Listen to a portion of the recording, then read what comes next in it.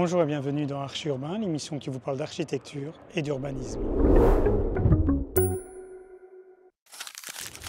Dans cette émission, je vous propose de continuer à découvrir notre personnage fil rouge, c'est-à-dire notre chantier pilote, celui qui va servir à notre laboratoire de la rénovation saine et durable.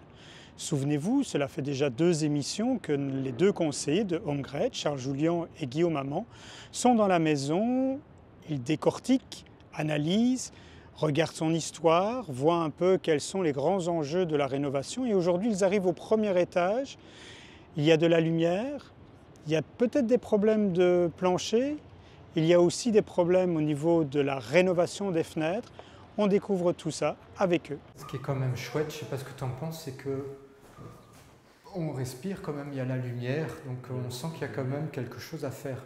Il y a plus de volume aussi, regarde la hauteur sous plafond. On respire, on a beaucoup plus de lumière. Autant au rez-de-chaussée, on était un peu oppressé, un petit peu oppressé, étouffé, avec des volumes un peu réduits. Il y a un petit peu un décalage entre une façade relativement monumentale, donc très large, et puis finalement 2 pièces relativement modestes. Il y a un peu un décalage entre ce décorum et puis la réalité intérieure. Cet intérieur d'îlot un peu chaotique, mais qui montre quand même vraiment de chouettes maisons à l'arrière, avec un côté très urbain, sympathique, des petites maisons, des fenêtres anciennes. Donc il y a vraiment toute une histoire ici très très chouette, d'un intérieur d'îlot qui a été comblé, sympathique, et on retrouve plein de décalages de niveau, parce que la rue perpendiculaire est en pente, donc il y a toute cette cascade de toits, de niveaux différents. C'est des cheminées qui ont même une certaine valeur, toutes simples, donc qui a été occultée. Mais... Là, on est sur une chaudière atmosphérique. Voilà. Donc c'est vrai qui nécessite certaines ventilations directes sur l'extérieur. Sinon, on n'est pas conforme à la réglementation PEB. Mais il est tout à fait possible éventuellement de réutiliser le corps de cheminée existant pour réaliser des chaudières étanches qui aujourd'hui peuvent être à l'intérieur d'un logement, contrairement aux chaudières atmosphériques. Et si on veut récupérer une des cheminées, on peut aussi faire un petit peu de réemploi dans les cheminées des différents étages pour en avoir 1 ou 2 qui resteraient en bon état. La conduite de gaz a été un peu chaotiquement installée dans le logement. Oui, là tous les sols sont à revoir.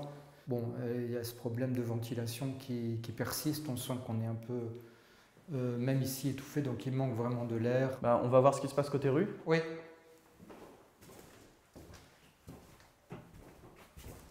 Ah ouais, il y a carrément du potentiel ici. On a un espace qui est généreux, donc qui reprend toute la largeur. On retrouve la façade.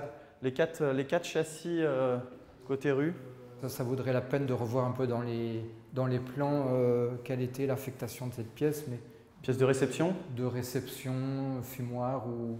Prend toute la largeur de... Certaines allures, quoi. Donc c'est dommage qu'il y ait eu ces ajouts. En même temps, il faut bien lui mettre une toilette à cet appartement. Ça fait une petite verrue dans cette pièce. Dans le RRU, Règlement Régional d'Urbanisme, il y a des obligations, notamment sur les sanitaires, et les équipements sanitaires ne peuvent pas donner directement sur une pièce de vie. Il y a l'obligation d'avoir 2 portes. Et dans le cas de ce projet, c'est assez étonnant, mais on a effectivement 2 portes, qui donnent accès aux sanitaires, qui a une vue plongeante sur le salon. Ça ne doit pas être très confortable à vivre, mais voilà, c'est pour ça que ces réglementations imposent quand même d'éviter d'avoir des vues directes sur des équipements sanitaires ou des choses comme ça depuis les pièces de vie. Donc ça vaudrait la peine aussi de soulever ce parquet flottant là pour voir si on retrouve là-dessous un plancher à lame par exemple qui serait joli. Toutes ces fenêtres en synthétique tout à fait en contradiction avec l'architecture. On retrouve bien la découpe des châssis originels et de l'ouverture de baie par l'intérieur. C'est une belle pièce qui est un peu défigurée par ces châssis de fenêtres, quoi. Qui sont, il faut le dire, très certainement en infraction urbanistique. Je m'appelle Vincent Emmans, je travaille à la fois à la ville de Bruxelles, à la cellule du patrimoine historique, qui est une équipe qui s'occupe donc, comme son nom l'indique, de bâtiments à valeur patrimoniale. Et puis je suis également enseignant, c'est-à-dire que je donne cours à l'ULB dans différentes écoles d'art, sur des questions relatives à l'histoire de l'architecture.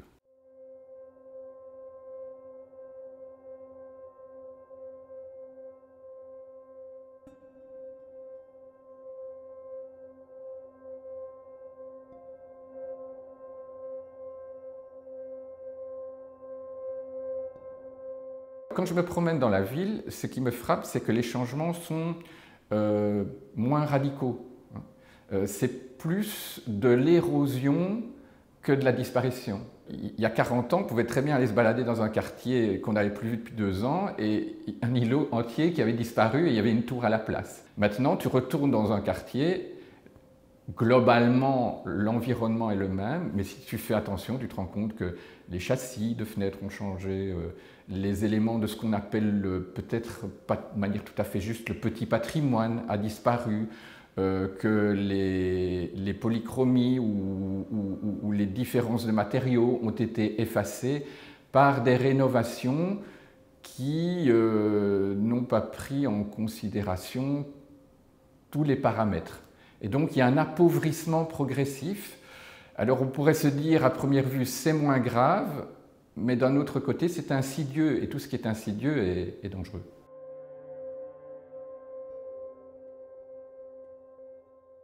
L'inquiétude que l'on a aujourd'hui sur la gestion de ce qu'on appelle techniquement l'enveloppe extérieure de la maison, c'est-à-dire ses toitures et sa façade, cette inquiétude a un effet dévastateur sur l'aspect des biens si cet aspect n'est pas pris en considération dans l'ensemble des paramètres. C'est clair que si tu viens plaquer sur une façade une isolation extérieure, ce qui techniquement, a priori, est la meilleure manière de faire. Si tu changes les châssis, les menuiseries de portes, eh bien, tu modifies complètement la perception du bâtiment, qui est toujours là, mais qui est désormais au mieux habillé. Alors, c'est ce qu'on dit parfois, on l'a habillé en quelque sorte, voilà.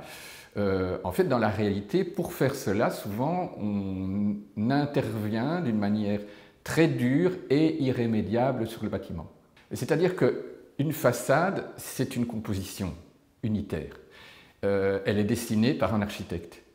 Et l'architecte, c'est précisément ça son travail, c'est de proposer quelque chose de parfaitement cohérent. Donc en fait, il a dessiné tous les éléments de la façade les uns par rapport aux autres. Et puis ça, c'est une réalité qui n'est pas spécifique aux problématiques de l'isolation. Ensuite, dans l'histoire du bâtiment, une série de gens interviennent et très souvent ces interventions ne sont pas prises en compte en fonction de l'ensemble. C'est-à-dire qu'il n'y a plus de retour à la réflexion de la composition dans son entièreté. Un propriétaire change la porte parce qu'on l'a cambriolé, un autre change les châssis parce qu'il trouve qu'ils sont en mauvais état ou parce qu'on l'a convaincu d'eux ou parce qu'il y a un démarcheur qui est venu lui proposer une promotion. On remplace la corniche parce qu'elle a été longtemps mal entretenue et que le couvreur dit je peux vous changer vos tuiles, mais là il va falloir changer la corniche aussi. Ah zut, ça n'a pas été prévu. Et alors on change. Et à ce moment-là, c'est souvent d'ailleurs des choses qui se font dans le feu de l'action du chantier, on prend une décision et on se dit une corniche c'est une corniche, hein, finalement on va pas y passer la nuit. Et donc on remplace quelque chose qui est mouluré, qui correspond à une époque, qui correspond à un rapport de proportion, par une rive complètement plate dans un matériau qu'on vous vante parfaitement imputrescible, ne demandant aucun entretien, etc. Et à la limite, vous ne vous rendez même pas compte que le mal est fait. On avait une maison terminée par une corniche, on a toujours une maison terminée par une corniche. Fonctionnellement, ça marche.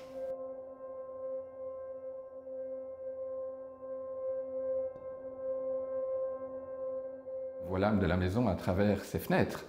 Et c'est pas simplement comme ça de la sensiblerie. En fait, une fenêtre, c'est ce qui fait passer une maçonnerie de l'état basique élémentaire du mur à quelque chose qui crée un dialogue entre deux espaces, l'intérieur et l'extérieur. Au départ, il y a un espace informe, un terrain, une prairie, un espace entre deux maisons, et puis un architecte qui vient et qui crée une complexité extraordinaire avec un espace intérieur et un environnement. Et ce qui crée l'interrelation entre cet espace intérieur et l'espace extérieur, ce sont les portes et les fenêtres. Et donc finalement, le lieu le plus délicat de la maison, c'est le châssis de fenêtre. Avant de pouvoir le fabriquer et le placer, il y a un nombre énorme de questions qui sont posées. Ça s'ouvre comment? En une fois, en deux fois? Est-ce que ça s'ouvre sur la totalité de la surface ou pas? Est-ce qu'il y a une partie fixe et une ou des parties mobiles? Cette partie fixe est-elle au-dessus, en dessous? Ça s'ouvre vers l'extérieur, vers l'intérieur? Ça coulisse? Enfin, c'est étonnant le nombre de choix de base. Puis évidemment, il y a les matériaux. En quels matériaux c'est construit? Comment c'est fini? À l'intérieur, à l'extérieur? Comment est conçu et positionner la quincaillerie, les vitrages eux-mêmes, comment sont-ils? Transparents, translucides, colorés, différents. Et donc finalement, le châssis concentre en lui une quantité énorme de choix, et ces choix, aucun d'entre eux n'est gratuit. Donc dans la plupart des cas, le remplacement d'un châssis par un autre châssis est désolant, ne fût-ce que dans le résultat visuel. Nous allons rester là pour cette émission, mais je vous propose un bonus exclusif sur le site archiurbain.be, un portrait engagé de Amélie Zoppé, qui est la référente économie circulaire au sein de l'entreprise A.T. Osborne. On se retrouve la semaine prochaine pour un nouvel épisode d'Archi Urbain. D'ici là, je vous souhaite une très bonne semaine. Merci pour votre fidélité. À bientôt. Au revoir.